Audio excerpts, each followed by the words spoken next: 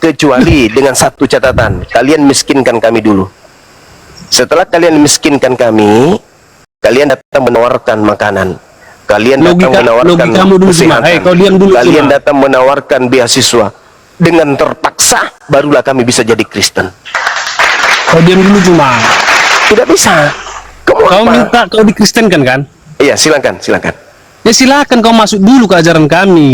Baru ya, bisa diajari. Nggak bisa kan? Nggak bisa. Jadi satu-satunya jalan untuk mengkristenkan orang di luar Kristen adalah penjajahan. Buat orang itu lapar, buat orang itu miskin, buat orang itu tidak memiliki fasilitas. Habis itu datang dengan sentuhan misionaris, tawarkan obat, tawarkan makanan, tawarkan tempat tinggal. Baru orang itu bisa jadi Kristen. Alah cuma kau cuma ngomong itu real. Sekarang coba Anda kristenkan saya dengan lemah lembut. Ya udah datang kau ke gereja biar dikristenkan. Oh, tidak bisa begitu. Itu tidak akan pernah berhasil. Itu tidak akan pernah berhasil. Anda tidak akan pernah mengkristenkan satu manusia pun.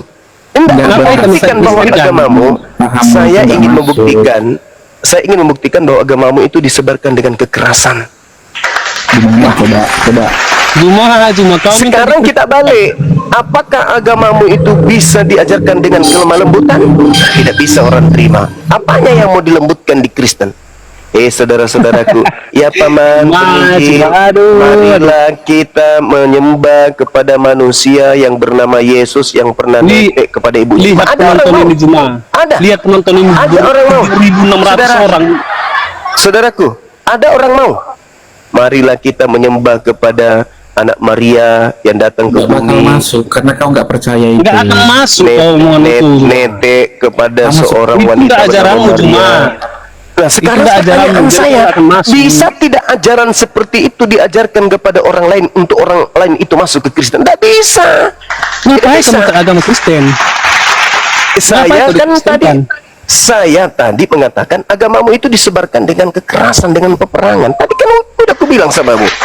Tetapi dengan cara peperangan, memerangi, melakukan penekanan, penindasan, memberikan bantuan setelah orang itu kelaparan, memberikan tumpangan setelah itu kehilangan rumah di bom, memberikan kemudian kesehatan setelah orang itu patah-patah kena bom, barulah mereka itu bisa kalian kristenkan. Kalau dengan cara damai seperti ini Anda datang menjual Yesus,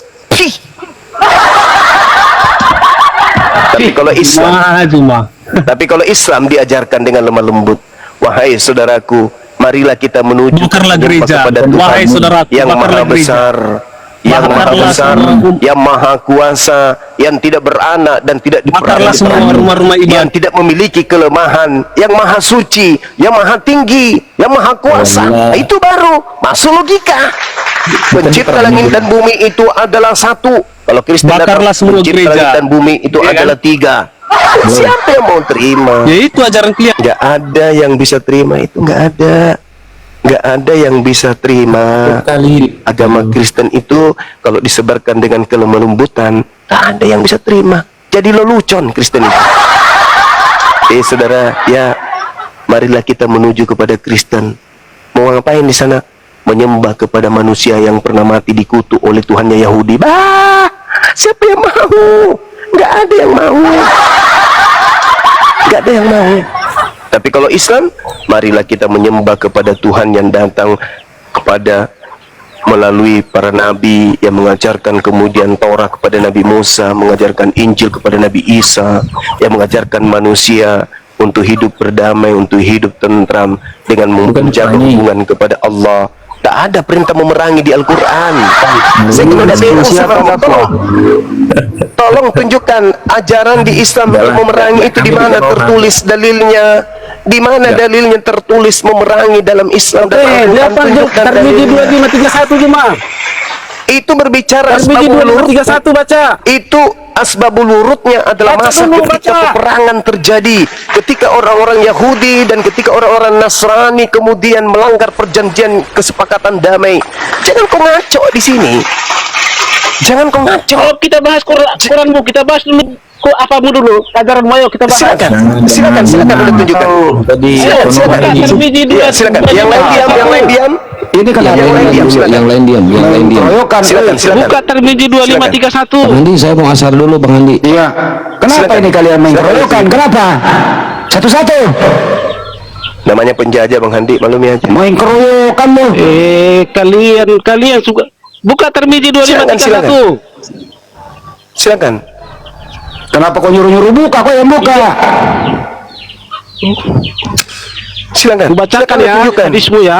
Ya, ya. Rasulullah SAW bersabda, saya Nyebut itu aja sudah error. memerangi manusia hingga mereka Itulah. mengucapkan tidak ada Tuhan. Gila ini Allahu Akbar. Banyuma Allah. sendiri. Masya Allah. Kalian bertiga main keroyokan. Bagaimana kalau di Kristen Kami nggak mau bahas. satu-satu lah. satu-satu. Izin aku mau menginjil. Tadi kan kalian mengatakan kalau Bang Juma menginjilin.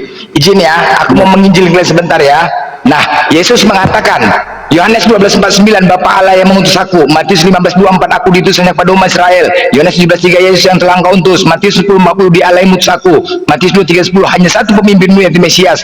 Markus 6:46, Yesus berkata bahwa dirinya seorang nabi. Lukas 4:14, dia Allah yang mengutus aku. Lukas 4:24, Yesus berkata bahwa dirinya seorang nabi. Lukas 4:3, untuk itulah aku diutus. Lukas 7:16, Yesus memperkenalkan orang yang mengatakan dirinya hanya nabi. Lukas 7:39, Yesus diam saja ketika orang menyebut dirinya seorang nabi. Lukas 9:48, dia Allah yang mengutus aku. Lukas 10:16, dia Allah yang mengutus aku.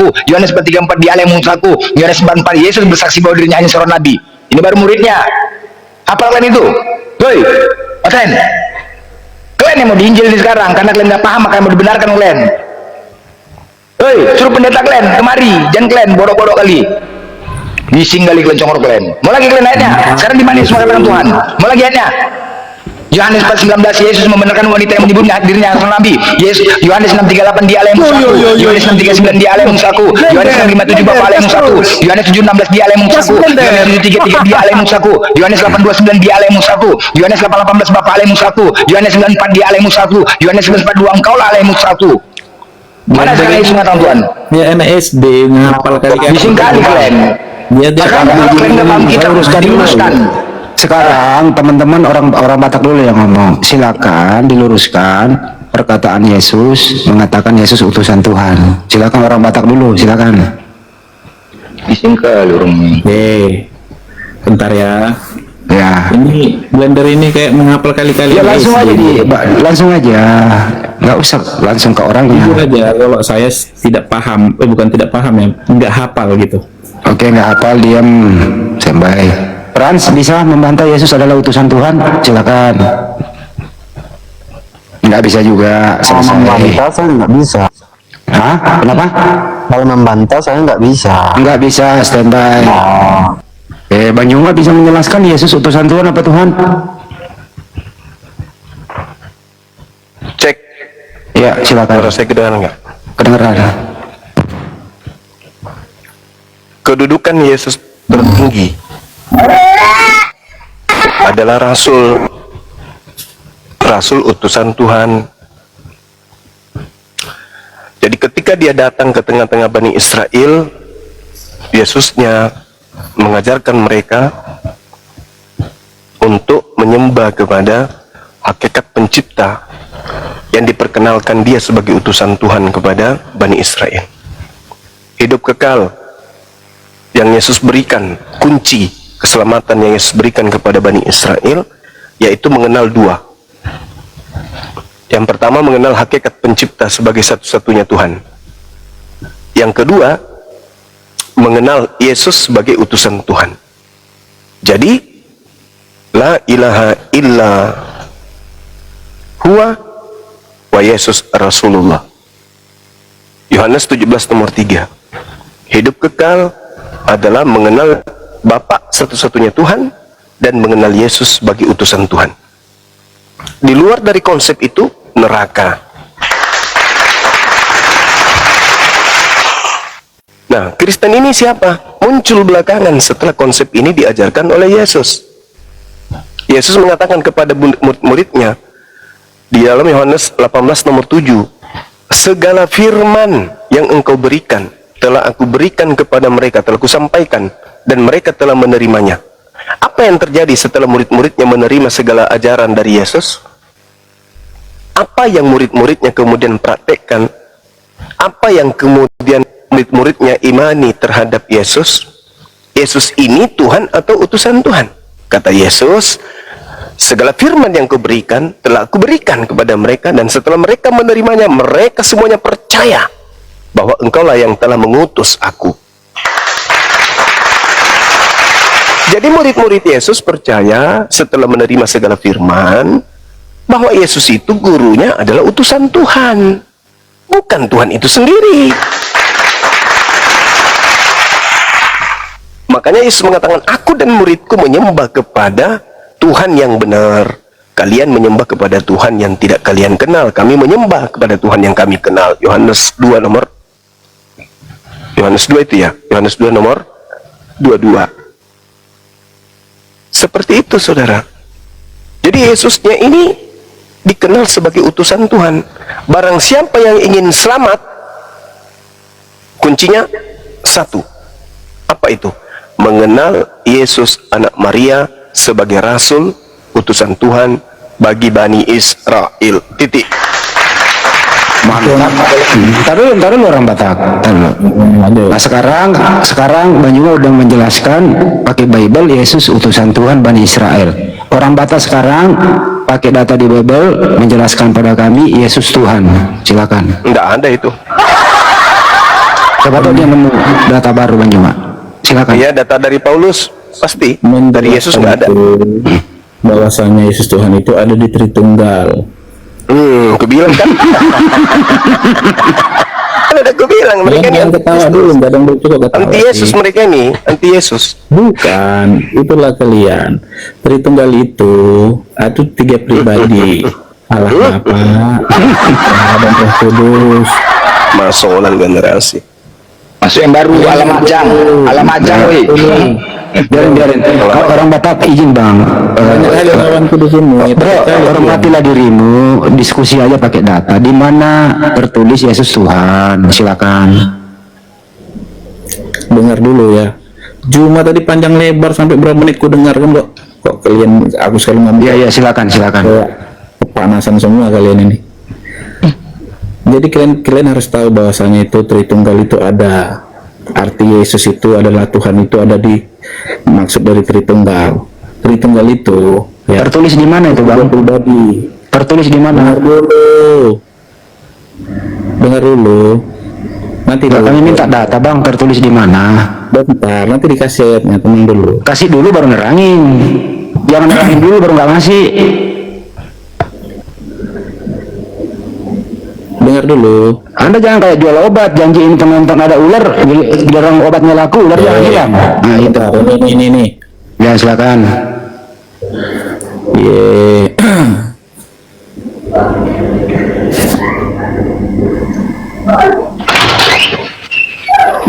Pegangan teman-teman, pegangan.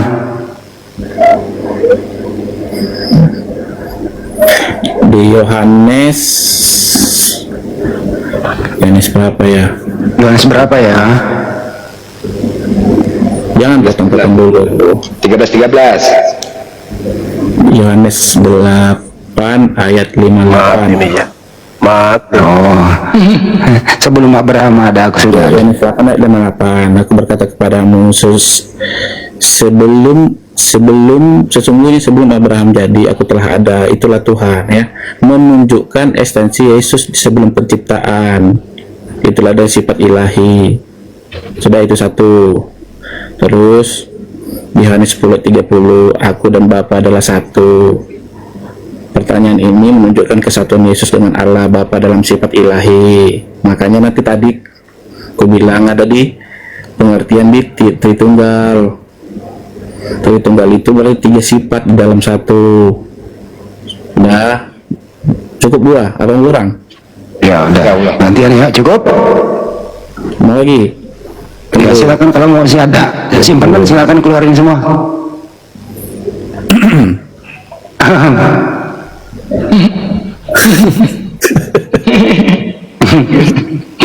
Yohanes 5:58, Yohanes 10:30 ada lagi sebelum ke Banyuma. Tunggu ya. Ya, tunggu berapa hari? 10 menit lagi. Oh ya, 2 hari. Mana ya? Udah itu aja lah dulu ya. Ya udah dulu. Makasih. Standby ya. 25. Silakan Bang Ima, ditanggapi. Jangan kau bilang nggak ada ya. Jangan Iya, bilang nggak udah ada. gantian ya. Biar kau ngerti. Yohanes berapa? Yohanes 5:58 sama Yohanes 10:30. Iya. Tidak ada ucapan Yesus yang bisa dicomot di Bible untuk menyatakan dirinya Tuhan. Karena Yesus sudah membatasi itu. Segala firman, berarti termasuk Yohanes 5 nomor 58. Segala firman, semuanya, semua ucapan Yesus telah Yesus sampaikan lebih dulu kepada Bani Israel, dan muridnya ketika menerima segala firman itu mendudukkan gurunya sebagai utusan Tuhan. Tapi yang lucu, di luar murid comot-comot dalil menganggap Yesus Tuhan. Kira-kira yang tahu tentang Yesus murid Yesus atau orang Kristen? Orang yang menumpang iya, itu makanya penumpang gelap ini menganggap Yesus itu Tuhan, memaksakan Yesus Tuhan. Kenapa? Karena mereka ini menginginkan Kristus yang datang, yang keluar dari kubur itu sebagai Tuhan, supaya kita tertipu seakan-akan yang mereka tuhankan itu adalah Yesus anak Maria. Maka mereka memaksakan apapun yang diucapkan Yesus, aku dan Bapa adalah satu, akulah guru dan Tuhan. Mereka akan menggiring supaya itu seakan-akan Yesus itu mengaku Tuhan. Padahal Yesus sudah menutup semua sisi pengajarannya. Segala firman yang engkau berikan, termasuk Yohanes 13:13, Yohanes 5 nomor 58, telah kuberikan. Dan mereka telah menerimanya. Berarti sebelum Kristen menerima ucapan-ucapan Yesus, lebih dulu orang Yahudi, murid-muridnya menerima ucapan-ucapan Yesus. Apa yang diimani oleh muridnya setelah menerima ucapan-ucapan Yesus? Oh, Yesusku adalah utusan Tuhanku. Yesus berpesan, waspada kepada penyesat yang datang kepadamu dengan memakai namaku dan berkata, akulah dia. Dari mana Kristen ini berasal? Dari makhluk yang mengaku akulah dia. Inilah makanya Kristen ini berbeda dengan murid Yesus. Murid Yesus setelah menerima firman dari Yesus gurunya, seluruhnya itu mereka percaya bahwa Yesus ini betul-betul utusan Tuhan, utusan Elohim. Sedangkan orang Kristen, pengikut Paulus, yang memaksakan kemudian Tuhan mereka yang adalah Kristus yang keluar dari kubur, yang mengaku sebagai akulah dia ini, yang dikutuk di atas tiang salib ini, seakan-akan itu adalah Yesus, sehingga mereka harus pontang-panting mencari data Yesus mengaku Tuhan. Tapi nggak bisa. Mereka semakin hari semakin nyata kesesatannya sebagai pengikut Kristus palsu, sebagai pengikut penyesat yang mengaku akulah dia. Sehingga pola yang muncul di hadapan kita sekarang ini adalah saudara kita Kristen ini memaksakan makhluk kuburan yang mereka sembah ini seakan-akan adalah anak Maria. Tapi tidak bisa, karena Yesus sendiri yang membatasi diri. Aku diutus hanya kepada domba yang hilang dari umat Israel. Aku diutus, aku berdoa hanya untuk mereka Bani Israel. Waspadalah kepada oknum yang datang mengaku memakai namaku dan berkata akulah Kristus. Dia akan menyesatkan banyak orang. Jelas sekali itu polanya. Nah, di mana orang banyak ini yang disesatkan oleh Kristus makhluk kuburan ini? Ya Kristen, siapa lagi? Banyak orang yang disesatkan inilah Kristen. Siapa yang menyesatkan? Makhluk yang keluar dari kubur, yang dikutuk oleh Elohim, yang disangka Yesus padahal bukan Yesus. Makanya nanti ketika Yesus asli bertemu dengan penyembah Kristus makhluk kuburan ini, ketemu pada hari terakhir, kata Yesus, banyak orang berseru kepadaku, Tuhan, Tuhan, bukankah kami tadinya bernubuat pakai namamu, tadinya mengusir setan pakai namamu juga, bermujizat pakai namamu juga. Kata Yesus, pada saat itulah aku akan berterus terang kepada Kristen, enyahlah daripada aku, kalian semua adalah pembuat kejahatan. Jadi selama ini orang Kristen bernubuat, orang Kristen bermujizat, mengusir setan, ngobatin kayak Rasul Luis, memanggil nama Yesus. Yesus yang mana yang dia panggil? Yesus lain, Yesus penyesat. Karena Yesus yang asli tidak mengenal mereka. Ketika Yesus turun dari langit ke bumi untuk yang kedua kalinya, banyak banyak orang-orang yang mengaku pengikutnya. Ini orang mana ini? Kok aneh-aneh? Makan babi, tidak bersunat, ngaku pengikutku. Penyembah pula tuh sama aku. Siapa mereka ini? Kata Yesus, aku tidak mengenal kalian. Sorry ya. Siapa kalian ini? Loh, bukannya kami menyembahmu? Bukannya kami bernubuat pakai nama? Oh sorry, aku tidak mengenal kalian. Penyahlah daripadaku, kalian semua adalah pembuat kejahatan. Itulah penderitaan yang akan dialami oleh saudara-saudara Kristen. Kalau mereka berkeras kepala, mereka sombong, tegar tengkuk, tidak mau mendengarkan ajaran para apologet Islam, mati mereka dalam keadaan Kristen, maka ketika hari kebangkitan mereka akan diusir oleh Yesus anak Maria. Wa idza husyiran nasu kanu lahum a'da wa kanu bi ibadatihim kafirin. Pada hari kiamat nanti, apa yang mereka sembah selain daripada aku, kata Allah, akan menjadi musuh mereka, dan pemujaan-pemujaan yang dilakukan kepada yang mereka sembah selain aku akan diingkari oleh mereka yang mereka sembah. Nah, tertulis di Matius 7 nomor 223, betul. Kristen yang menyembah Yesus, Yesus akan ingkari. Kristen yang memuji Yesus, Kristen akan ingkari itu. Menjadi musuh dari Yesus. Penyahlah daripadaku, kalian semua adalah pembuat kejahatan. Kalau Anda mengatakan kasihi musuh itu adalah pola yang diajarkan oleh Yesus, pertanyaan saya, kenapa Yesus tidak mengasihi musuhnya? Ayo. Di dalam Matius 7 nomor 22-23, pada hari terakhir nanti, banyak orang berseru kepadaku, Tuhan, Tuhan, bukankah kami bernubuat pakai namamu, mengusir setan pakai namamu, bermujizat pakai namamu juga? Pada hari itulah aku akan berterus terang kepada mereka, enyahlah daripadaku, kalian semua adalah pembuat kejahatan. Berarti Yesus tidak mengajarkan kasih, karena Yesus mengusir musuhnya. Berarti lebih benar ajaran Islam bahwa musuh itu harus kemudian dimusuhi, musuh harus dijauhi. Ya ayyuhalladzina amanu qu anfusakum wa ahlikum nara. Perintahnya adalah menyelamatkan, melindungi anak-anak kita dari musuh, yaitu dari api neraka, yang mana api neraka ini bisa ditemukan karena kita mengikuti setan. Setan musuh, tak boleh diikuti. Makanya Yesus mengusir, enyahlah daripadaku, kalian semua adalah pembuat kejahatan. Nah, musuh ini kan pembuat kejahatan. Kenapa Yesus tidak mengasihi musuh, malah mengusirnya? Alamak. Maka saudaraku, mumpung masih ada waktu, yuk mari gunakan akal sehat, jadilah pengikut Yesus yang benar, yaitu mengakui bahwa Yesus itu adalah nabi dan rasul utusan Tuhan kepada saudara kita Bani Israel, dan setelahnya muncul Yesus palsu yang menyesatkan manusia, yang mana manusia-manusia ini disebut Kristen kemudian. Demikian. Oke, mantap penjelasannya Bang Juma. Orang Batak atau Pers mau ditanggapi silakan. Nggak dipotong. Silakan Bang. Orang Batak sama Frans, silakan. Brother, silakan. Ya oke. Ya. Terima kasih Bang Juma, tapi Anda keliru. Masih keliru. Karena pemahamannya Bang Juma memang nggak sama ya sama kita. Jadi saya selesain di sini dulu lah, soalnya saya mau ibadah ke gereja ya, biar nanti saya doain kalian semua.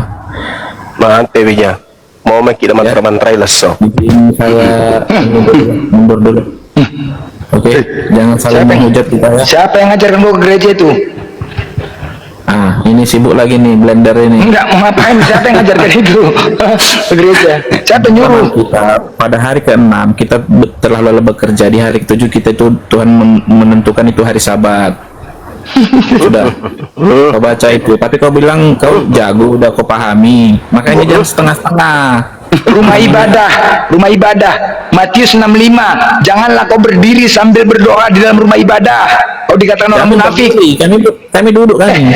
Apa pula berdoa tapi berdoalah, beribadah di dalam kamarmu dengan cara sembunyi-sembunyi, agar Bapa bisa melihat dan mendengarmu.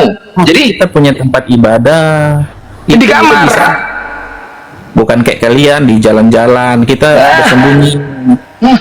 Sembunyi di kamar, bukan di gereja. Betul-betul hati kita untuk Tuhan. Terus kalau mau ke gereja ada tempat ibadah, dengar ceramah pendeta kita, bukan di jalan, belok-belok jalan orang. Siapa yang di jalan? Ibadah siapa yang di jalan? Itulah ya. Ini kita Siapa yang ibadah di jalan, woi? Udahlah, jangan dipaksa orang pintar, biarin. Susah. Ibadah di jalan. Bang Juma bisa nggak maksa orang pintar? Longor udah. Kita nggak punya kewenangan maksa orang pintar loh, biarin aja. Frans Kulianto yang baru, silakan. Ya bang, Silakan, ada yang ditanggapi. Mangga, silakan bang. kalau menanggapi soal ceramah Bang Juma tadi ya, yang nggak ada yang perlu kutanggapi sih, karena itu kan menurut Bang Juma. Jadi ya mungkin ya kayak itulah dulu kan. Jadi tapi aku mau nanya bang, mau nanya dulu sama Bang Juma. Silakan. Yang aku tanya sama Bang Juma, bagaimana cara abang meyakinkan kepada kami melalui Al-Quran, bukan dengan kitab yang lain, bahwasanya Islam itu jauh lebih indah? Itu aja.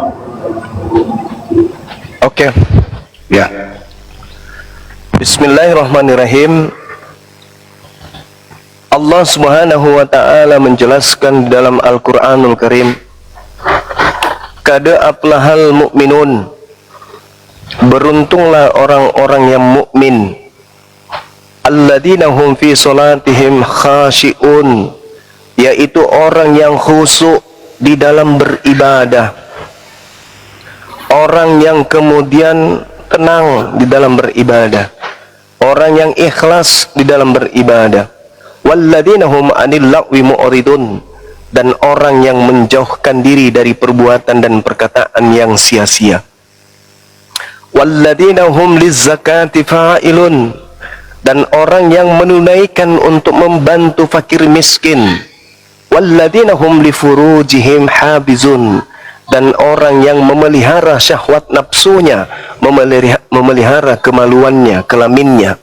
Illa ala azwajihim wa ma malakat aimanuhum fa innahum ghairu malumin, kecuali terhadap istri mereka, terhadap hamba yang mereka miliki, maka sesungguhnya mereka tidak tercela. Wa madibataga wara adzalika fa ulaika humul adun, tetapi barang siapa yang mencari di balik itu, berzina, memburi dan seterusnya, maka mereka itulah orang-orang yang melampaui batas. Walladzina hum li amanatihim wa ahdihim ra'un, dan sungguh beruntunglah orang-orang yang menjaga amanat-amanat, memelihara amanah-amanah, memelihara janji-janjinya. Walladzina hum ala salawatihim yuhafizun, serta orang yang memelihara ibadahnya. Ulaika humul warithun, mereka itulah yang akan mewarisi, alladzina yarithunal firdaus, mewarisi surga firdaus, hum fiha khalidun, mereka kekal di dalamnya. Indah Islam itu. Orang yang taat beribadah dengan khusyuk, ikhlas, menjaga amanah, menjaga janji, menjaga kelamin, tidak berzina, tidak berkata yang sia-sia, menjaga amanat dan seterusnya. Tidak sia-sia apa yang mereka lakukan. Mereka mendapatkan warisan berupa surga firdaus. Di dunia mereka hidup tenang, di kehidupan berikutnya yang kekal mereka mendapatkan warisan surga firdaus. Kurang indah apa hidup umat Islam ini? Dituntun lisannya untuk menjaga yang tidak mengatakan hal-hal yang sia-sia, kelaminnya dijaga supaya tidak berzina, mulutnya dijaga supaya tidak melakukan hal yang fitnah, ghibah dan seterusnya. Ibadahnya khusyuk kepada Allah, membantu orang-orang miskin, fakir miskin, janda dan seterusnya. Lalu setelah mereka hidup dengan telaten, dengan tekun, ikhlas beribadah, menjaga hubungannya pada seluruh manusia, maka matinya diberikan janji surga firdaus. Bang, tadi kan abang bilang berzina, membuli itu dilarang kan bang? Iya betul. Berkata kasar sama terus harus memelihara fakir miskin. Itu dari yang abang sebut tadi, udah ada nggak orang Islam yang melakukan itu? Seluruhnya umat Islam melakukan hal tersebut. Jadi termasuk dengan kayak tadi kan yang ribut-ribut tadi di sini, yang saling mengecoh, ini itu termasuk juga itu. Termasuk yang dimaksud di sini adalah orang yang tidak zalim itu tidak boleh mendapatkan perlakuan yang tidak adil. Islam itu tegas, Bung. Al-Quran mengatakan, janganlah engkau berdebat dengan ahli kitab kecuali dengan orang-orang yang zalim di antara mereka. Jangan kau berdebat dengan ahli kitab kecuali dengan cara yang baik. Selain kepada mereka yang zalim harus baik, tapi kepada yang zalim ya harus tegas. Apa tujuannya kami tegas kepada saudara? Sama seperti gini, saudara. Ada anak kecil yang kemudian melakukan satu tindakan asusila. Anak kecil ini ketika diajarkan dalam melakukan tindakan asusila, baginya itu dia lakukan tanpa dasar pijakan ilmu, dimaklumi, masih dilembutin. Ketika dia dewasa, kadar keilmuannya sudah ada padanya, pengetahuannya, kematangan berfikirnya sudah ada, lalu melakukan tindakan asusila, maka umat Islam akan melakukan penegasan terhadapnya. Sama seperti negara ini, ketika ada orang melanggar hukum, maka harus ketika sebesar apapun perbuatan mereka, sebesar apa juga hukuman terhadap mereka. Nah, Islam itu begitu.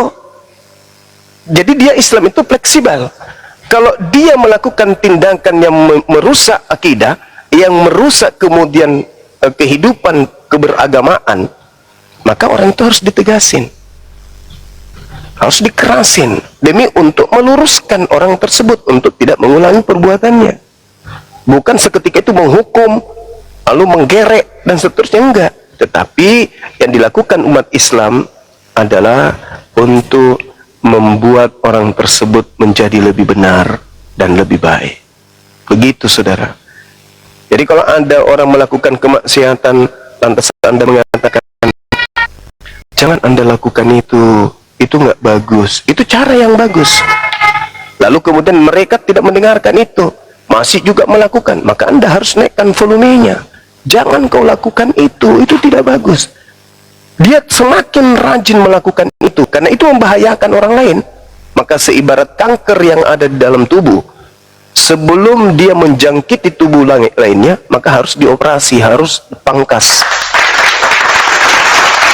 Nah, begitulah cara kami di dalam mengajarkan Islam ini. Kepada orang yang zalim, kami harus tegas, kami harus keras kepada mereka. Berarti diperingati dulu, Bang, ya? Silakan. Berarti apapun keadaannya, istilahnya kalau kurang cocok dalam keadaan atau situasi itu diperingati dulu, Bang, ya? Jangan langsung dijungi atau di apa, ya? Betul sekali, betul, pintar anak ini. Lanjut. Kan perintahnya di Islam itu, ud'u ila sabili rabbika bil hikmah. Ajaklah manusia kepada jalan Tuhanmu dengan jalan yang benar. Dan perintahnya, berdebatlah dengan mereka dengan cara yang baik. Begitu. Tidak melakukan kekerasan, Bang, ya? Tidak ada Islam melakukan kekerasan kepada orang yang tidak memerangi Islam. Di mana itu terjadi? Gak pernah itu terjadi. Jadi contoh di Indonesia tragedi yang kemarin itu yang memerangi itu siapa, Bang? Dalam konteks itu yang mematahkan salib itu, yang menurunkan itu, yang memerangi itu siapa? Nah, itu oknum, itu melanggar itu. Saya juga mengutuk keras orang yang merusak rumah ibadah. Saya sendiri komen di situ. Ini dilarang, nggak boleh merusak. Kalau itu bukan tempat ibadah yang sah, jangan dirusak. Laporkan pada pemerintah setempat, biar pemerintah kemudian yang mengeksekusi. Tidak boleh rumah-rumah yang ditempati orang untuk memuji Tuhannya jangan dirusak. Sekalipun itu tidak sah, kan ada pemerintah. Nah, nanti biar pemerintah yang meratakan dengan tanah, jangan kita. Tidak boleh main hakim sendiri. Saya mengutuk keras orang yang merusak tempat ibadahnya orang. Saya sebagai ketua pembina apologet Islam Indonesia menyatakan sikap lebih awal. Saya katakan tidak boleh, itu tempatnya orang menyembah kepada Tuhannya mereka. Hormati itu. Kalau ada yang keliru, ada yang salah, sampaikan kepada pemerintah. Sampaikan kepada pemerintah. Kalau toh pemerintah diam, datang di situ, ramaikan di sana, tapi jangan merusak. Jangan merusak. Datang rame-rame, 1 juta orang di situ berkumpul. Ada apa? Ini Pak, kami tidak akan meninggalkan tempat ini kalau tempat ini tidak kemudian ditutup. Jangan rusak, nggak boleh. Apalagi lambang salib itu lambang agamanya orang, nggak boleh. Islam tidak memerintahkan kayak gitu. Nabi Muhammad saja dalam masa perang tidak boleh merusak rumah ibadah. Dalam perang loh. Apalagi dalam keadaan damai begini, kurang kerjaan. Datang rusak tempat ibadahnya orang. Itu nggak ada. Islam mana? Dalam kaidah Islam mana membolehkan itu? Tidak bisa. Makanya perintah Al-Quran, atiullaha wa atiur rasul wa ulil amri minkum. Apa maksud ulil amri minkum? Taatilah pemerintah yang ada di antara kalian. Maka ketika ada hal seperti itu, umat Islam sejatinya memiliki jalur hukum ke pemerintah sebagai pemimpin. Pemimpin nanti yang akan menetapkan apa yang pemerintah lakukan terhadap keadaan yang tidak seharusnya. Dia tidak ada izin, laporkan ke pemerintah. Bukankah izin-izin itu berkaitan dengan pemerintahan? Maka pemerintahlah yang memiliki tanggung jawab untuk menyelesaikan masalah itu. Nah, umat Islam tidak boleh Anda merusak meskipun itu tak ada izinnya, tidak bisa. Kenapa? Karena tempat itu nanti setelah tidak mereka jadikan saudara kita Kristen jadikan sebagai rumah ibadah, kan bisa rumah tinggal. Betapa banyak saudara-saudara kita yang bisa tinggal di situ, bisa bernaung di sana. Kenapa harus dirusak? Apa salah bangunan itu? Kan nggak ada. Yang keliru adalah orang-orangnya. Laporkan. Jangan kau rusak rumah ibadahnya orang, nggak boleh. Saya kalau tempat saya di situ, saya pasang badan di situ, Bang. Saya kasih sliding gunting kalau ada umat Islam mau merusak, nggak boleh. Apa dalilmu? Apa dalilmu? Ayat suci di mana tertulis? Surah apa? Ayat berapa yang menerangkan itu rusak rumah ibadah? Di mana? Hadisnya di mana? Nggak ada. Dalam masa peperangan saja Rasulullah mengatakan jangan kau merusak rumah ibadah. Rumah ibadah orang Kristen, Nasrani, Yahudi, siapapun, tidak boleh dirusak. Harus kita menghargai. Kan yang merusak ini kan cuma manusianya yang memerangi kita, yang diperangi bukan rumah ibadahnya. Makanya ketika Indonesia itu mengusir penjajah Belanda meninggalkan rumah ibadah. Rumah ibadahnya itu dilestarikan, Bung, sampai hari ini. Karena umat Islam, pahlawan-pahlawan ini adalah orang-orang yang berilmu, melindungi rumah ibadah. Jangan kau rusak rumah ibadahnya. Makanya di Makassar, rumah gereja dari pastor dari Katolik Protestan itu berdiri kokoh sampai hari ini. Karena umat Islam melarang. Apalagi kalau cuman rumah tinggal kok dirusak, rumahnya orang, nggak boleh. Ada lambang salib, ya biarkan orangnya yang turunkan. Nasihati, ingatkan, Pak, ini kan melanggar undang-undang. Nah, nanti orang Kristen juga melakukan hal yang sama. Ketika di tengah-tengah mereka ada umat Islam yang mendirikan masjid tanpa izin, jangan juga dirusak, tapi laporkan pada pemerintah. Jangan sampai main hakim sendiri. Jangan. Kita kan saudara seagama, sebangsa dan setanah air. Kita mendudukkan perkara keyakinan kita ini terhadap negara yang melindunginya. Jangan saling serang. Besok gereja yang diratakan, hari ini masjid. Wah, bukan itu tujuan kita, bukan. Itulah gunanya kita belajar Al-Quran. Atiullaha wa atiur rasul wa ulil amri minkum. Kecuali pemerintah memerintahkan, ratakan bangunan itu. Nah, apakah kita yang punya kewajiban untuk meratakan? Bukan. Ada aparat pemerintah. Aparatlah yang meratakan itu secara dinas, bukan pribadi-pribadi. Untung-untung juga kalau yang meratakan itu orang sholat. Sosokan rusak rumah ibadahnya orang, sholat pun tak pernah. Wah, Berarti nggak boleh. yang pelaksana kasus kemarin itu orang yang tidak menaati ajaran agamanya lah berarti ya. Yes, betul. Tidak ada dalil di Islam merusak rumah ibadah. Saya bisa pertemukan dengan saya orang yang mengatakan boleh merusak agama rumah ibadahnya agama. Tidak boleh. Berarti dia bukan Islam, Bang. Islam tetapi tidak menjalankan agama ajaran Islam. Oh, tapi tadi abang bilang tidak ada Islam yang melanggar yang tadi abang bilang itu. Tidak ada Islam. kaidah, Tadi abang bilang. tidak ada kaidah di dalam Islam, tidak ada surah di dalam Al-Quran, tidak ada ayat di dalam surah yang mengajarkan merusak rumah ibadahnya orang di luar Islam. Nggak ada. Pertemukan saya dengan ulama atau kiai yang membolehkan itu. Nggak ada. Tidak boleh.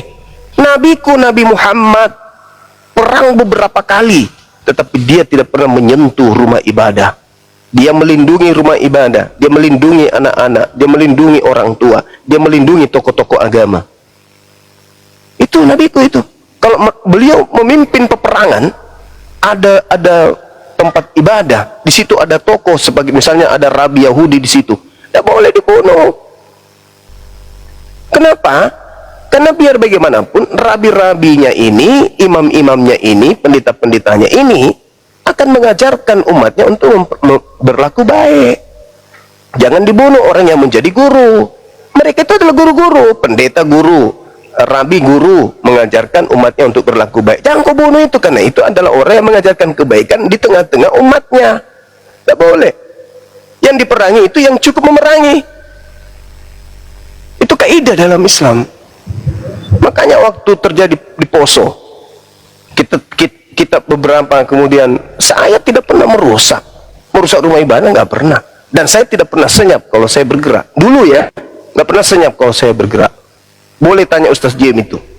Pasukan yang dari kampung saya tidak pernah senyap dalam bergerak. Saya, wallahi, dari sudut kampung sampai di sudut sana, saya teriak, Allahu Akbar, Allahu Akbar. Di tengah-tengah perkampungan, tidak ada sembunyi-sembunyi. Kalau laki-laki keluar, 3 malam saya bung, masuk pada itu dalam keadaan perang. Wallahi, 3 malam saya tidak pernah sembunyi-sembunyi, ngendap-ngendap cari orang tikam. Oh, nggak ada itu. Bang Suman tidak kenal. Saya teriak mulai dari saya masuk gang sampai di ujung gang, bolak-balik saya teriak sampai subuh. Tidak ada orang non-muslim keluar.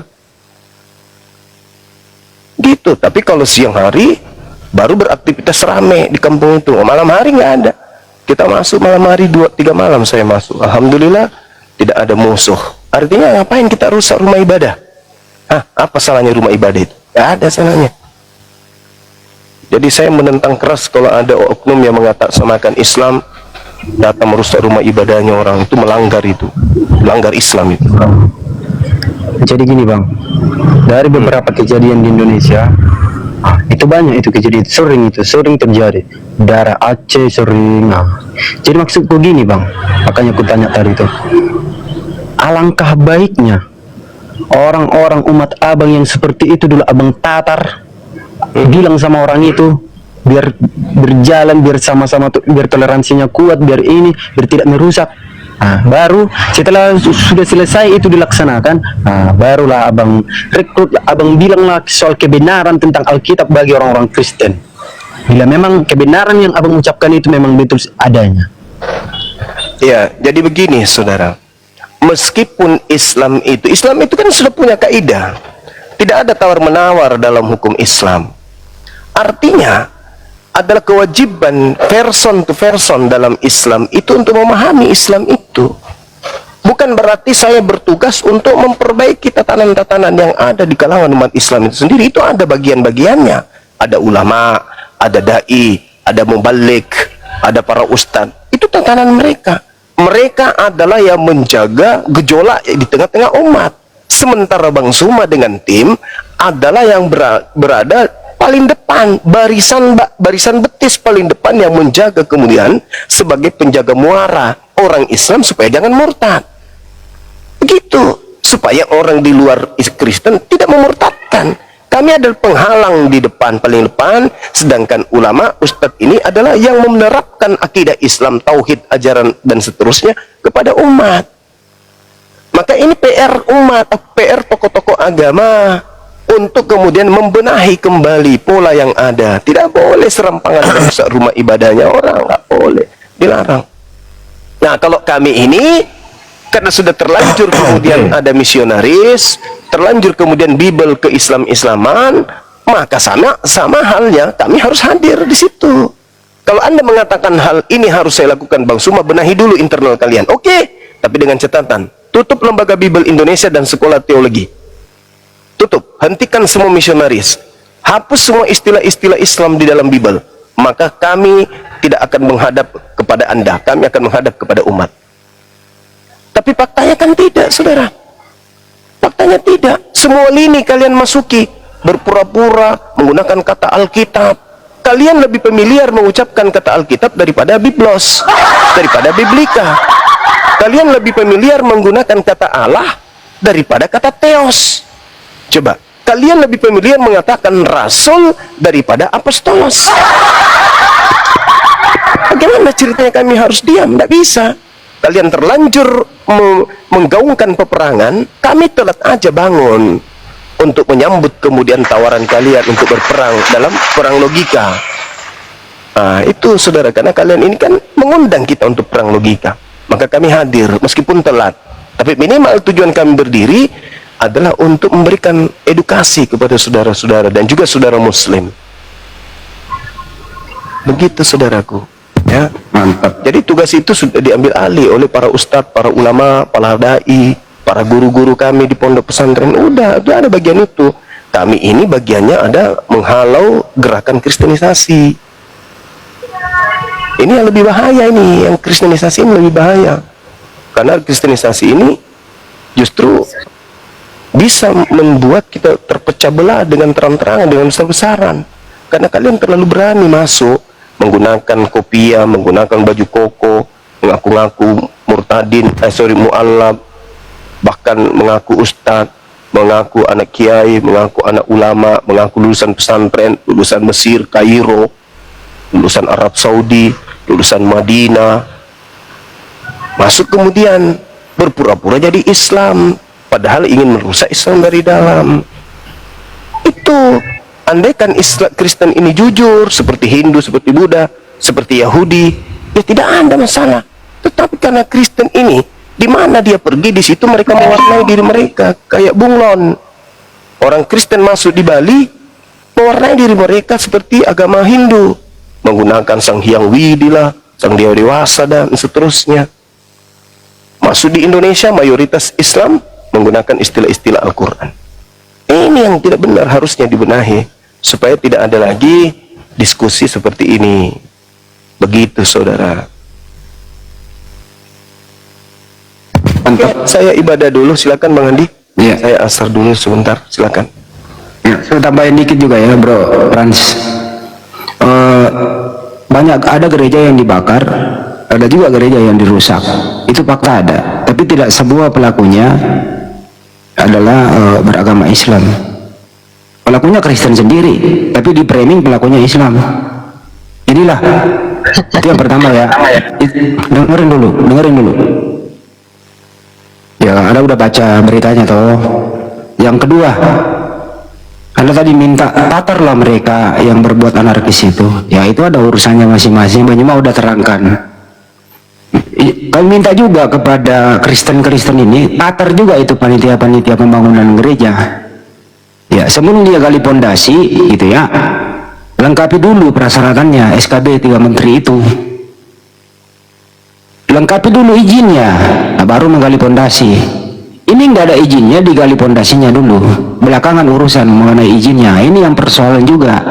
Ya, saya minta juga di forum ini, hai seluruh panitia-panitia pembangun gereja, jangan bikin masalah. Tidak ada sebab kalau tidak ada akibat. Perhatikan SKB 3 menteri. Apa itu? Membangun gereja atau membangun rumah ibadah minimal 90 orang yang beragama Kristen yang ada di situ, stay di situ sebelum membangun gereja. 90. Kedua, harus izin tanda tangan minimal 60 tokoh masyarakat setempat. Ketiga, divalidasi semua KTP-nya di tingkat kelurahan sampai tingkat kecamatan.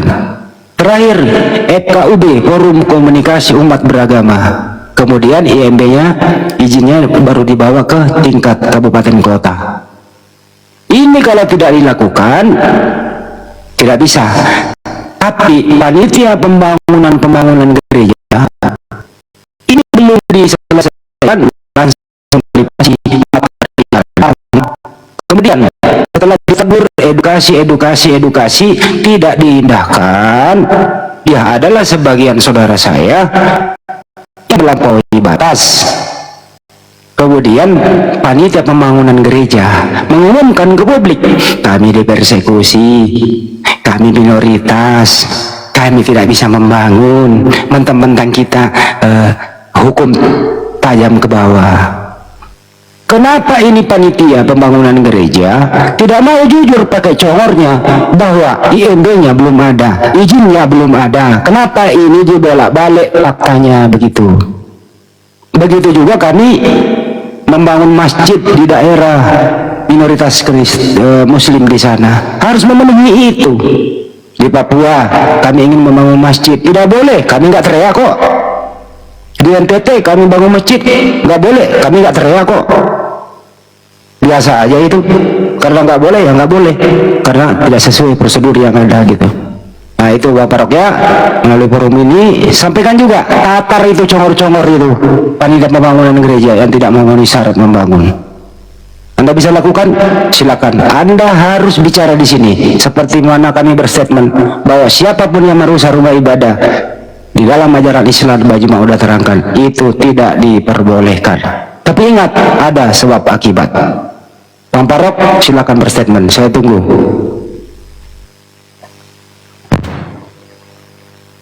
Bang, silakan Bang. Harus keras di sini. Mumpung lagi live.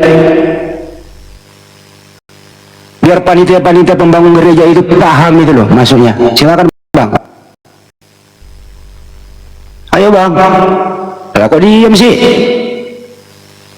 Salah ngomong apa saya ini Bang? Bang, saya salah ngomong apa? Bang. Ya silakan. Jadi kalau soal izin atau tidak izin,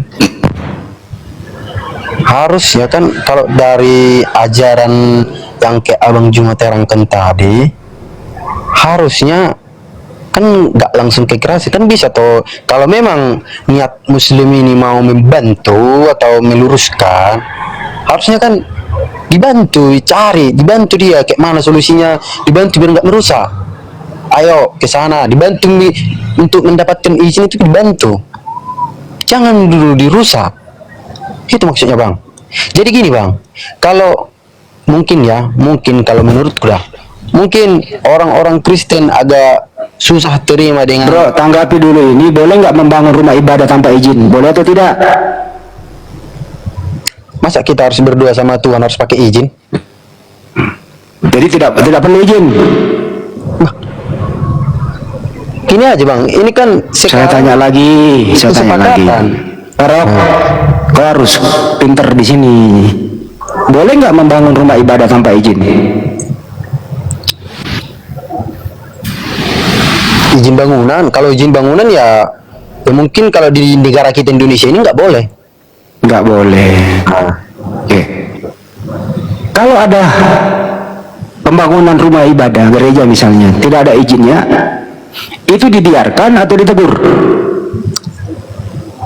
Kalau bisa dibantu, jangan ditegur. Berupa apa bantuannya? Dibantu. Berupa apa bantuannya? Ya mungkin diarahkan untuk biar istilahnya dibantu dia secara tenaga atau mau secara apapun itu, biar bisa mendapatkan. Tahu nggak syaratnya membangun rumah ibadah seperti apa? Syarat membangun rumah ibadah nggak pala tahu. Kalau tadi saya udah nerangin nggak? SKB 3 Menteri tadi udah saya tadi terangin. Ya yang kayak abang bilang itu kan. Cuma gini loh Bang. Nah, jangan bilang ini gitu loh. Jadi saya ulang kembali, membangun rumah ibadah itu minimal 90 orang stay di situ, lingkungan mau di rumah ibadah itu ber-KTP di situ. Paham sampai sini? Nah, paham nggak? Jangan bang dulu. Paham nggak sampai sini? Kalau soal peraturannya itu ya kurang tahu lah. Ya saya kasih tahu supaya Anda tahu, karena kalau saya tidak tahu, Anda tidak tahu. Nah itu kalau Pak Bolat. Biar saya jawab. Diam dulu. Bentar dulu. Saya belum nanya Anda. Oke, Anda yang mau menjawab. Ini loh. Jadi jangan Anda yang mau menjawab, biar dulu Anda dengarkan Ayo, dulu orang pertanyaan hukum. saya. Dengarkan dulu pertanyaan saya. Coba sebutkan, coba Anda sebutkan apa saja ya isinya peraturan SKB 3 Menteri membangun rumah ibadah. Silakan. Saya jelaskan ya. Jangan jelaskan. Jawab. Lihat. Ya. SKB Menteri itu memang sengaja dibuat untuk mayoritas di Indonesia ini. Udah, dan saya telusuri di Sumatera sana tidak ada Itu keputusan pemerintah, itu keputusan pemerintah. Ini gimana sih? Acing. Makanya jangan jadi minoritas kalian. Memang Kristen itu betul ya. SKB 3 Menteri itu berlaku untuk membangun masjid juga, bukan berlaku untuk membangun rumah ibadah juga, ke gereja juga begitu. Kayak biasa terangin, membangun masjid di, mohon maaf ya, di Papua misalnya itu ketat, itu perizinannya bro, ketat. Kalau nggak bisa, termasuk di NTT dan Manado sama gitu ya, termasuk di Bali mau bangun masjid itu ketat di sana itu. Patuh kan nih pembangunan masjid, harus manut di aturan itu dulu, kalau nggak bisa. Nah ini lagi framing balik tadi, SKB 3 Menteri itu dibangun untuk kepentingan umat Islam. Bro, di situ ada FKUB, Forum Komunikasi Umat Beragama di dalamnya. Jadi kalau modal congor aja seperti congor babi, bang, diam dulu, jangan ngomong di sini, memalukan. Kalau saya bisa menjawab begini, kalau saya bisa menjawab begini, siapa suruh lu minoritas? Nah, berita dari tamu kan, enak kan balasan doanya? Siapa suruh lu minoritas? Nah, ayo, kan nggak boleh juga begitu. Itu dari saya, kan dia, silakan. Udah saya tanggapi bang. Nah, sudah dia ngaku sebagai orang hukum, tapi gaya bicaranya melanggar hukum. SKB 3 Menteri itu bukan hanya untuk gereja, membangun masjid pun harus di setiap daerah begitu. Itu peraturan negeri.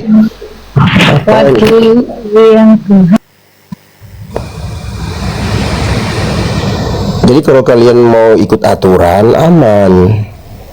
Itu aja. Di sini kan sudah dikasih solusi, Bang Zuma sudah jelaskan, Bang Handi sudah jelaskan.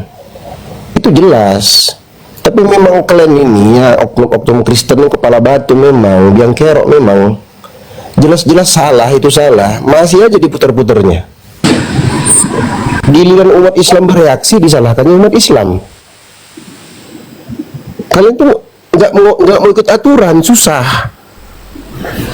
Nanti bilangnya itu kan memang sengaja dibuat oleh Islam yang mayoritas Indonesia. Siapa suruh lu jadi minor? Makanya kalau nggak kuat tinggal di Indonesia, tinggallah di Amerika, di Belanda, di Jerman, mana? Ngapain kalian hidup di Indonesia ini?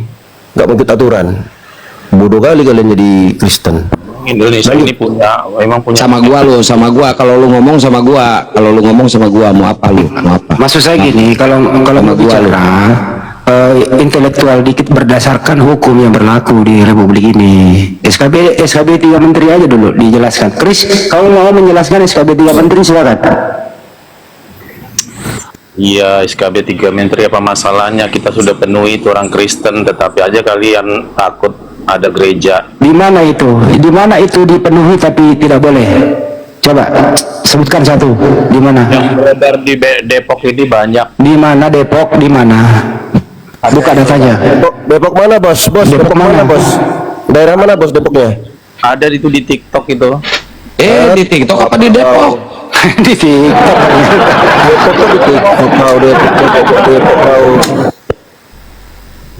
Jawa Barat ya, tidak. Depok itu hampir 100% Islam kecuali pendatang-pendatangnya. Nah, itu baru Aliteng ya. Kalau penduduk asli Depok itu Islam 100%. Kau tahu singkatan Depok apa? Nggak usah bahas itu, kalau nggak punya ini mulai turun, nggak malukan. Nggak tahu dia. K-nya itu apa, K-nya itu? Udahlah turunin aja, Kang, ini kita mau diskusi baik-baik kok blow on semua sih kayak gitu. Nah, membahas kota Depok lagi lu. Tanya wali kotanya sono lah. Aduh.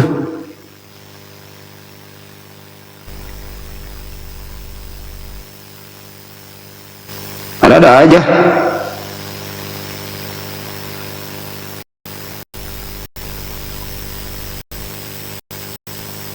Ayo, Bang Rostrum, selamat sore Bang Rostrum. Gimana kabarnya, sehat? Sehat Bang, selamat sore. Selamat sore. Mau syahadat hari ini atau kapan? Tadi tuh saya mau di bawah aja, cuman gara-gara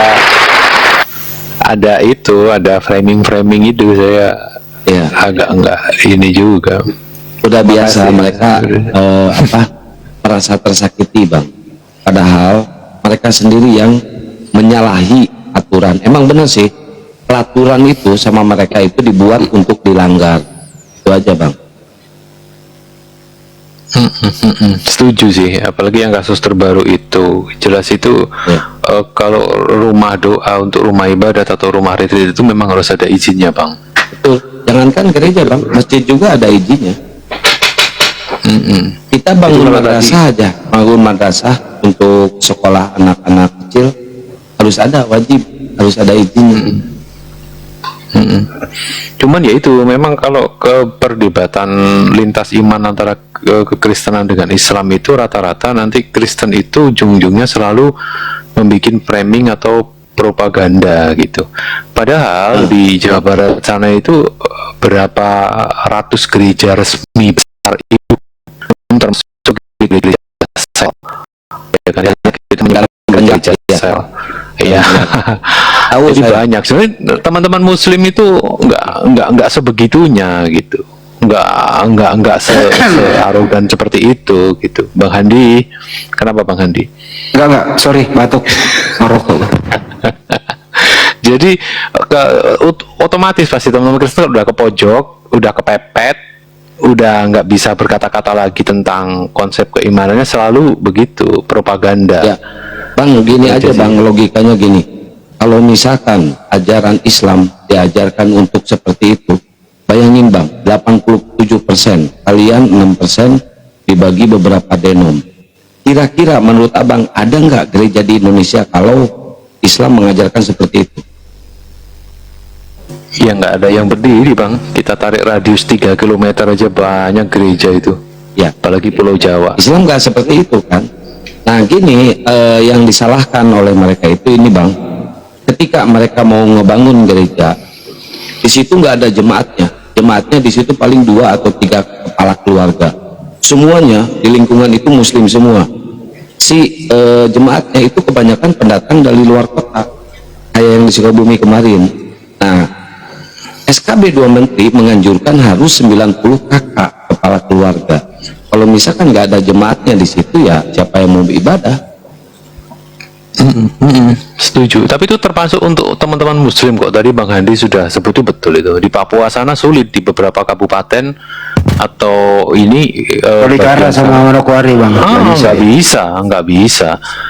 Sama. termasuk NTT dan Manado juga sulit. Iya. Ya, itu aja sih. Saya tadi gemes itu aja sih. Akhirnya naik. Ada lagi di framing nih sama pendeta nih, pendeta yang suka mau bangun gereja, dia framing begini, banyak juga kok masjid, banyak juga kok musola tidak punya izin. Ya, dengarkan baik-baik penjelasannya. SKB 3 Menteri itu berlaku di tahun 2006. Ya, itu pasti 2006. Itu tidak berlaku mundur, tapi berlaku maju, tidak berlaku surut. Gitu ya, itu pertama. Ya, 2006. Ya. Yang kalau musola itu tidak perlu izin karena musola ini dibangun di tanahnya sendiri, milik sendiri, bukan milik umat. Musola itu, ya, di pekarangan rumah saya bangun musola nggak perlu izin karena tempat sholat saya bersama keluarga, tidak dipakai sholat Jumat, nggak perlu izin. Beda dengan masjid. Ya, jadi perbedaan musola dengan masjid di situ bedanya. Ya, kalau musola harus masih tanah pribadi, kalau masjid itu tanah wakaf. Nah, ini pendeta nggak ngerti ya di framing ke sana. Inilah yang saya maksud tadi. Ketidakpengertiannya menjadi corong, membodohi orang-orang. Nah, kayak tadi lah ini, Depok lah diomongin, apalah diomongin. Makanya sebelum bicara harus ngerti dulu peraturannya, baru bicara. Ini pendeta juga banyak yang ngomong kayak gitu, memprotes musola nggak ada izin katanya. Ini lu kiper, orang tanahnya sendiri, orang kok punya sendiri, kenapa lu yang sibuk? Coba lu bikin gereja aja di dalam rumahmu, tapi yang boleh ibadah itu kamu sendiri di situ, jangan ngundang orang lain bikin macet. Nggak dilarang ibadah di Republik ini, nggak dilarang, tapi ada prosedurnya membangun rumah ibadah. Itu kira-kira. Setuju Bang. Silakan dilanjut. Bagaimana Frans? Ada yang mau ditanggapi Frans? Mudah-mudahan mengerti Bang. Kami tidak ada tendensi apapun di sini. Kita harus meluruskan ini semua biar terang benderang. Siapa sih sebenarnya yang menjadi biang kerok selama ini? Silakan Frans. Ya, kalau aku sih paham Bang, paham. Kalau yang Bang terangkan tadi itu aku paham. Nah, terus ada lagi yang menjangkal Bang, yang masih agak-agak kurang-kurang dikit. Nah, apa itu? jadi gini Bang, memang di Indonesia memang kalau soal beribadah itu memang harus pakai izin ya, negara mengatur orang bertuhan. Jadi gini Bang, misalkan contoh kayak kemarin kan di rumahnya sendiri, kayak ada acara-acara pribadi di rumahnya, jemaat diundang, jemaat itu beribadah, itu yang doa rosario yang diusir-usir itu. Itu bisa dikatakan itu menjadikan rumah itu sebagai tempat ibadah atau kayak mana Bang? Begini Bang, kalau rumah Anda sendiri Anda pakai beribadah dengan keluarga Anda sendiri, terus ada yang melarang, itu melanggar hukum. Tapi kalau rumah Anda dipakai ibadah, sudah kontinu mengundang orang lain dan ada terjadwal, ini dipertanyakan.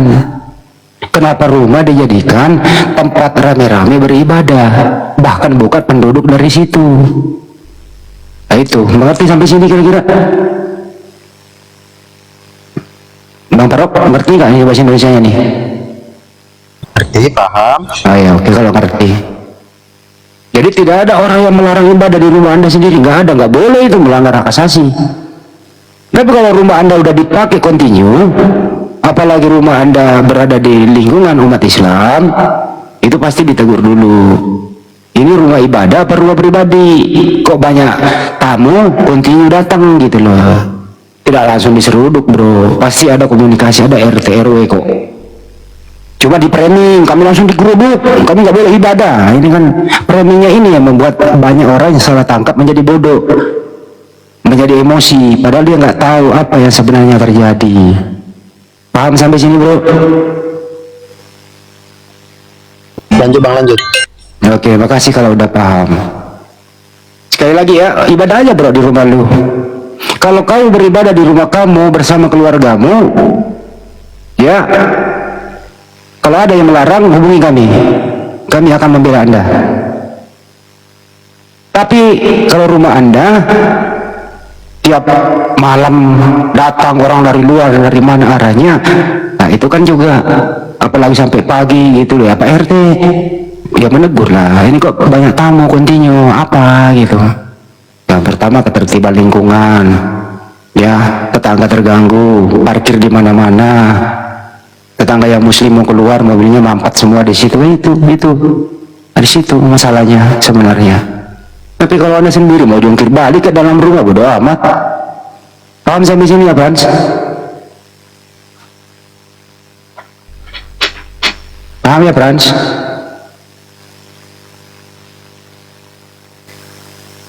Nah, yang menjadi viral sekarang ini yang Cimandu. Ya, Gubernur Jawa Barat Deddy Mulyadi udah survei. Saya bahkan melihat lokasinya bahwa rumah itu memang dibangun dan yang punya rumah tidak menempati rumah itu. Alangkah besarnya rumah itu berkamar-kamar, terus ada ruangan aula, bisa orang nginap, ada macam-macam tempat. Artinya di sana memang dipusatkan untuk pelatihan atau retreat. Gitu ya, dalam hal kekristenan. Jadi mencari orang-orang di luar untuk dipusatkan di situ.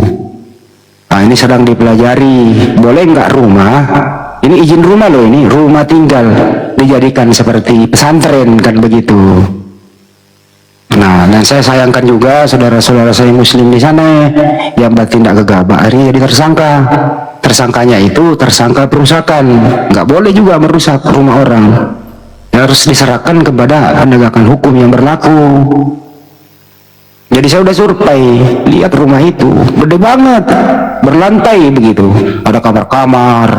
Ya, yang tinggal di situ bukan yang punya rumah, yang tinggal di situ adanya Pak Yopi sama istrinya yang disuruh jaga bersama anaknya. Masyarakat tahu lah semua itu. Ini si survei kita kok. Ada apa? Itulah nanti keputusannya nanti ya gubernur dan muspida setempat nanti akan mengambil tindakan seperti apa ke depannya. Yang jelas yang merusak rumah orang ya itu pelanggaran hukum, sudah diproses di Polres. Ya kita harus jujur juga di sini bahwa ya ini keliru merusak rumah orang. Itu kira-kira Kang, makasih. Ya, insya Allah nanti minggu depan juga udah kita agendakan, kita jadwalkan. Minggu depan kita dari tim API ya akan datang ke tempat sana, langsung ya ke TKP dan membuat kajian di salah satu masjid di sana ya. Bagi teman-teman yang ingin nonton atau menyaksikan atau ingin mengikuti acara itu yang ada di Sukabumi, silakan datang aja ya. Insya Allah nanti kita akan ke sana. Udah kita jadwalkan itu. Ya, ini ada ME. Selamat sore ME.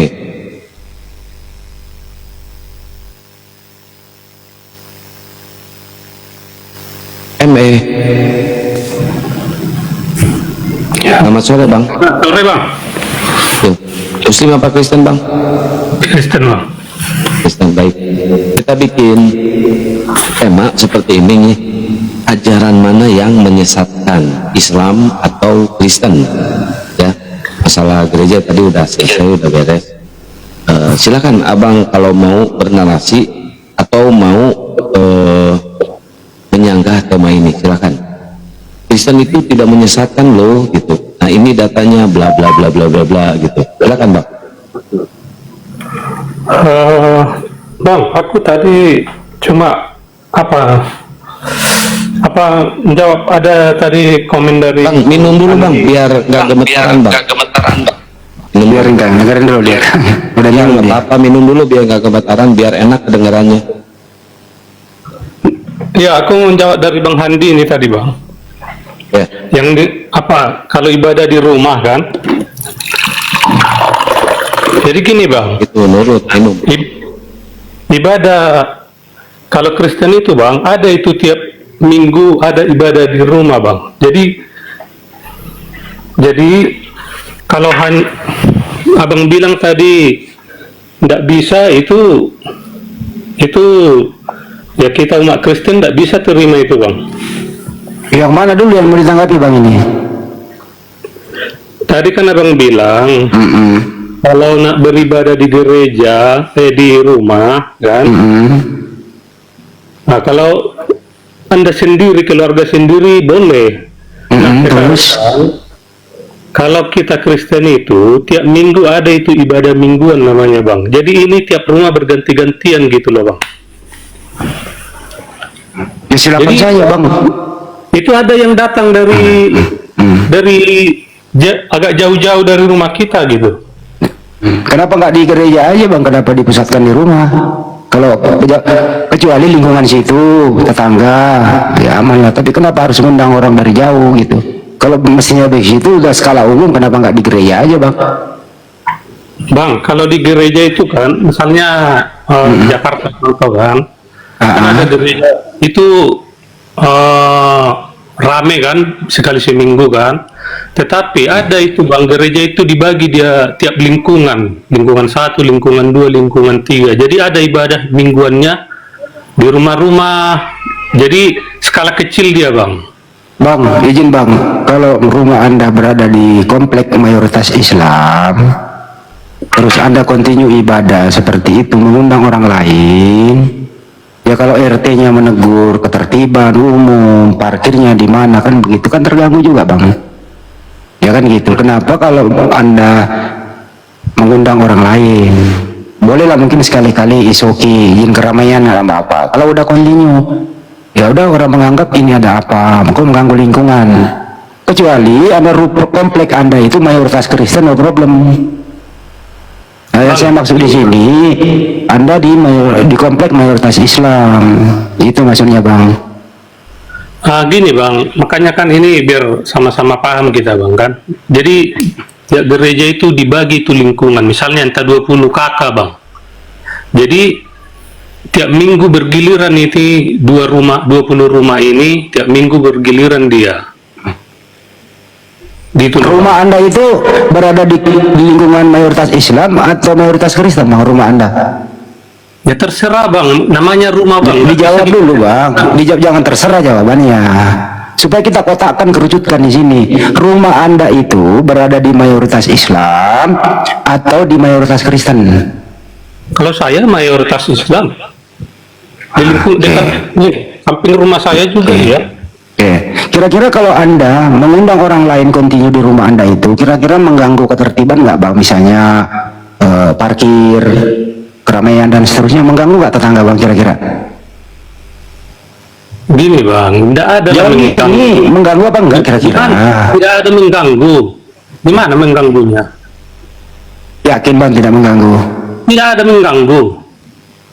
Jadi itu yang saya bilang, orang abang itu harus paham itu. Jangan semena-mena gitu, langsung geruduk gitu. Yang kan? semena-mena siapa Bang? Ya yang banyak yang terjadi itulah, dia nggak paham, dia nggak. Makanya Anda jawab dulu ini, dari mana tidak mengganggunya? Kalau rumah Anda itu dikelilingi rumah umat Islam, terus Anda mengundang orang luar, continue, masa nggak mengganggu sih Bang? Masa akal Abang nggak jalan di sini? Nggak ada mengganggu, abang yang terasa terganggu itu heran aku. Ya, kalau misalnya Anda parkir sembarangan, dengerin, Anda parkir sembarangan, terus tetangga mau keluar, itu terganggu nggak Bang? Bang, siapa yang parkir sembarangan? Ya, Kita terus, mau jadi nggak ada mobil, bis itu bawa kereta. Semua teratur itu, nggak ada itu parkir sembarangan, nggak ada itu. Nggak ada suara yang keluar Bang, nggak berisik gitu. Dengar Bang. Gini bang, yang terjadi di Bekasi kemarin, yang terjadi di Bekasi nih kemarin ya, sama RT-nya langsung di situ sampai itu viral ya, yang terjadi di Bekasi. Dia yang datangnya itu orang luar semuanya, orang pribuminya cuma 1 orang ya, yang Kristennya cuma 1 orang. Beribadah di tempat itu udah lewat jam 11 malam, dia masih teriak-teriak, masih nyanyi-nyanyi, itu banyak yang datang. Sampai ditegur sama RT. Begitu RT-nya menegur dia, RT-nya yang dipukul sama orang Kristen itu yang beribadah di situ. Otomatis warga bergerak di situ karena melihat RT-nya waktu negur dipukul sama dia. Apakah kita harus diam? Ya kalau ada pemukulan ya saya tidak setuju. Nah itu yang terjadi, nggak terima dipukul nggak terima ditegur sama RT karena udah tengah malam lewat jam 11, mereka masih teriak-teriak, mereka masih nyanyi-nyanyi. Wajar ditegur sama RT. Itu Bang. Kalau misalnya suara keluar mengganggu tetangga itu gimana Bang? Bang, itu gini Bang lah, bukan jauh hanya banyak yang seperti itu loh. Bang, jadi gimana? Bang, Anda ibadah nyanyi nggak? Agak sedikit suaranya keluar nggak mengganggu tetangga Bang? Ya pasti ada lah yang menyanyi. Itu kira-kira tetangga sebelah itu terganggu nggak Bang? Nggak ada, terganggu biasa aja. Yakin? Makanya aku heran yang lain kenapa bisa. Abang ini kok Anda yang rasakan rasanya orang, tetangga gimana sih Abang ini? Kok Anda yang merasakan perasaan tetangga? Gimana nih Bang bicara ini? Begini Bang, buktinya mereka nggak ada protes sama kita. Ya kalau nggak protes berarti Anda aman-aman aja toh. Tapi kenapa Anda keberatan di sini kalau nggak ada yang protes? Kan gini Bang, banyak yang kejadian. Ya, intinya gini Bang, kejadiannya gini, kalau diprotes sama warga, kalau diprotes sama RT berarti itu mengganggu masyarakat, itu aja Bang. Kalau aku nggak mengganggu ya nggak masalah. Abang sendiri nggak terganggu, kenapa Anda yang keberatan? Ya keberatan lah, banyak kejadian. Kenapa? Jadi kalau Abang ini yang melarang-larang Bang, abang ibadahnya nggak diganggu, kenapa Anda keberatan nggak diganggu kok? Kan sudah saya jelaskan Bang, kami itu ada tiap minggu di rumah-rumah itu pasti ada ibadah. Saya tanya, abang pernah dilarang atau tidak? Kalau saya enggak, cuma yang lain Kalau enggak kenapa diganggu? anda? Kalau enggak kenapa anda nyanyi di sini? Kalau enggak, Enggak kenapa ngerti anda yang apa? bernyanyi anda aman-aman Yang saja santan, tenang-tenang? sejak kapan RT dipukul? Lu lihat Ntar dulu, diam dulu. Ini saya selesaikan dulu ini. Abang Mi ini. Itu yang bekasi itu. bohong. Aduh. Andi, Mi, Itu beragama Islam ada itu masalah. bohong. Bang Mi, anda kan nggak diganggu. Kenapa Ya, anda betul. keberatan kalau nggak diganggu? Saya itu keberatan ada yang di tempat lain. Oh, anda mewakili tempat lain. Iya. Oke, yang mana itu? Yang mana tempat Makanya lain? Yang saya mana? bilang Kasih ada. contoh. Kalau bicara kasih contoh tempat lain yang mana coba? Yang mana? Diberitakan banyak itu, Bang. Yang mana? Kasih contoh. Oh, kemarin itu yang ibu-ibu itu marah-marah. Kemarin yang mana ibu-ibu lokasinya di mana? Di mana lokasinya itu? Bang, nggak usah pura-pura nggak tahu lah. Saya ulang kembali ya. Anda ini tidak diganggu, Anda aman-aman saja. Tapi Anda mewakili orang yang terganggu. Ya, ambil contoh sampel yang mana? TKP-nya di mana? Lanjut. Bicara begitu bang, harus paksa gitu loh. Jangan di sini nggak membawa rasa, tapi membawa data. Ya, rasa nggak bisa didiskusikan. Lu mau rasain apa kek? Udah amat. Data dan fakta. Anda ini nggak terganggu, Anda aman saja. Tapi Anda protes. Berarti Anda mewakili yang mana? Ayo, ambil contoh satu, silakan. Nah, diam kan lu. Diam juga nih. Ambil contoh lah. Saya ambil alih. Hah? Enggak, sini dulu ini. Bentar dulu, Prats. Ini yang mana? Ambil contoh satu, yang mana? Jangan bawa rasa bro. Nah, nggak bisa ambil contoh kan? Nah, diam. Kenapa, Prats? Silakan. Kasih waktu bang ya. Ya. Oke. Jadi gini bang, maksudnya gini loh bang. Bukan istilahnya enggak apanya istilahnya gara-gara harus terjadi sama awak biar bisa awak plus. Cuman gini bang, kita buat contohnya ke mayoritas daerah yang mayoritas Kristen, pengajian itu kan contoh yang dibilang abang tadi itu ya, itu kayak pengajian itu juga bang konsepnya. Jadi di daerah yang mayoritas Kristen, daerah aku bilang ya, daerah yang mayoritas Kristen, bagaimana orang itu tidak pernah sekalipun istilahnya dia apa-apain, walaupun Di mana itu? mengaji itu pakai toa. Udah itu yang paling ribut dari kan abang bilang tadi Kristen. Di mana ribut itu? Di pakai mana? resi kawan. Di mana itu pengajian pakai toa? Di mana? Bang, aku pernah ikut pengajian bang. Iya, di mana itu rumah pengajian pakai toa? Di mana? Ada di Di Tarutung mana? aja ada. Di mana Tarutung pengajian ada. rumah pakai toa? Di mana? Di Tarutung ada, di Sidimpuan ada.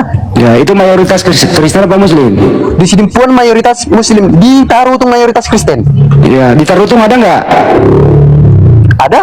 Di Tarutung ada rumah pengajian pakai toa? Ada. Pas acara pengajian orang itu pakai toa ada. Saya tanya, dengerin baik-baik. Di Tarutung yang mayoritas Kristen itu ada nggak rumah pengajian pakai toa? Ada. Ada pas pengajian pakai Di toa. mana datanya? Coba datanya yang mana?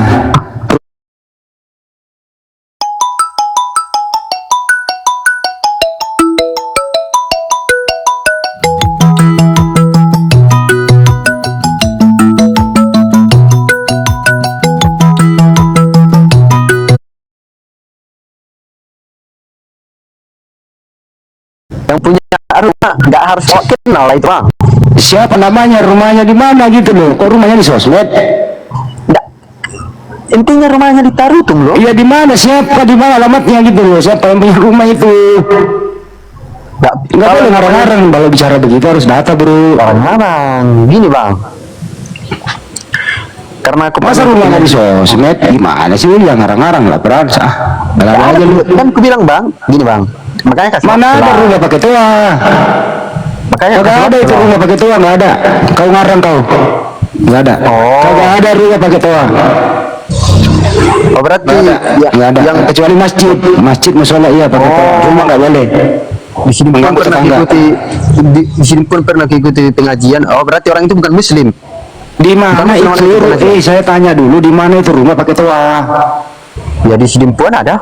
Ya di. Aku ikut langsung di situ. Di mana? Alamatnya di mana itu? Kita cek. Oh, di daerah apa? Di daerah Jalan Mobil. Jalan apa? Jalan Mobil, daerah situ. Sampai ke daerah apa namanya, jalan. Lu yakin ada rumah pakai toa gitu? Bukan rumah pakai toa, Bang. Jadi Tadi lu pengajian bawa bilang toa. kalau pengajian rumah pakai toa, gimana sih lu? Mereka memakai pembesar suara. Mereka memakai pembesar suara. Ah, terus? Suara. Oke, terus? Ya, itu kan orang itu pakai pembesar suara. Jadi suara Tadi lu itu bilang pakai toa. jauh lebih keras suaranya. Jauh lebih keras suaranya dibanding istilahnya suara Kristen yang beribadah tadi, yang dalam rumah tadi. Terus? Tapi semenjak berapa kali pengajian pun orang itu kalau di daerah mayoritas Kristen nggak pernah kok. Jangan dulu, ini dulu data lu. Mereka ini ya pakai pengeras suara. Oke, saya maklumi kau salah ngomong. Continue nggak? Ya. Maksudnya continue nggak dia dilakukan seperti itu? Ya intinya Bang, kan tidak Indonesia continue. Terjadwal nggak? Misalnya tiap hari ini terjadwal nggak, atau hanya cuma sekali setahun? Coba jawab. Sekali seminggu setiap malam Jumat wirid. Setiap malam Jumat wirid. Satu-satu lah sudah Butar. Saya nggak ngomong sama kau. Jangan mesti Frans dulu. Ini Kristen ini suka kamu temennya. Kau jangan menaiki punggung temanmu. Nah, gimana Frans? Itu terjadwal apa kagak? terjadwal tiap minggu. Baik. Tamunya dari mana aja? Tamunya ya dari jamaah-jamaah masjid yang situ lah, satu masjid itu jemaah-jemaahnya. Tamunya itu di lingkungan situ atau dari luar? Ada juga ya dari lingkungan luar, karena di situ ya orang muslim itu minim, jadi kayak berserak, nggak pala ngumpul. Nah, jadi dari kamu bisa menunjukkan yang punya rumah namanya siapa? Nggak tahu, nggak ku kenal itu yang punya rumah. Di jalan apa saya mau catat? RT RW? Nggak ada RT RW-nya. Oh, nggak ada RT-nya? Nggak ada RT RW-nya. Oh, nggak ada. Masa ada kampung nggak ada RT RW? Itu mungkin di tengah laut ya, di tengah laut atau di tengah hutan itu ya adanya ya. Jangan-jangan nggak masuk peta dia. Ada ini. Diam dulu kau sudah kita. Diam dulu kau. Diam dulu kau. Oh, berarti Jangan-jangan di Selat Sunda, Bang. bisa gimana? Kok nggak ada RT RW Bang? Kok bisa ada tempat nggak ada RT RW? Nggak ada RT RW. Bisa ku tahu nggak ada RT RW di sini. Jadi ada kampung tidak ada. Jadi ada kampung tidak punya RT. Langsung kepala desa baru dusun 1, 2, 3. Saya ulang nggak ada kembali. kepala RT RW-nya. Jadi di kampung kamu nggak ada RT RW situ? Nggak ada. Cuma ada kampung nggak ada RT ya? Ada. Nggak ada RW juga? Nggak ada. Yakin lu? Yakin? Jangan-jangan lu tinggal di Selat Sunda? Itulah. Jadi seolah-olah abang kan udah memahami setiap detail daerah Indonesia. Frans, kalau ngarang jangan berlebihan deh, nggak enak didengar tuh. Nggak ada Bang, nggak ada. Di mana ada? Di mana? Bagaimana? Itu orang-orang yang tinggal di sana punya KTP nggak? Bang, Iya. dengar Bang. Punya KTP nggak Bang? Capek deh. Ada. Tapi Bang, Woi, KTP orang yang tanya tinggal aja. di situ punya KTP nggak, Frans? punya KTP. Coba lihat KTP lu. KTP bentar untuk cari Coba baca KTP-mu. KTP-ku. Coba baca KTP-mu, alamatnya. Pasti ada RT RW-nya. Ditulis di situ RT tapi 00. Udah Bang. 0. Nggak ada RT RW. RT apa nggak ada. Kaca si Frans ini mah lucu lah lu. Lu kalau mau lucu jangan di sini. Bang. Oh, nanti ku jemput dulu KTP-ku ya. Biar Coba aku baca KTP-mu. Nah, coba baca dulu aja, jangan ditampilin. Baca. Intinya yang ada di situ. Coba ambil KTP-mu, baca dulu alamatnya. Kecamatan, alamat lahir, baru RT-nya dibuat 0 garis miring. 0 garis miring, iya. Baru RW-nya ada garis apa, kayak garis minus gitu. Terus Nggak ada. RT 0 RW 0. Intinya nggak ada RT sama RW. Kok ada kampung gak ada RT RW-nya ya? Itulah jadi memang nggak ada. Itulah Kecamatan apa namanya bang? Kecamatan apa? Kecamatan Aden Kuting. Apa? Aden Kuting. Dusun apa namanya, dusun? Oh, mau abang telusuri? Abang telusuri lah di situ. Dusun apa namanya? Kabupaten Tapanuli. Tunggu bang. Kabupaten Tapanuli Utara, Kecamatan Aden Kuting, Desa Pagararan Lembung 2. Tidak ada di situ RT sama RW. Desa apa? Desa Pagaran Lembung 2, Pagaran Lembung 1.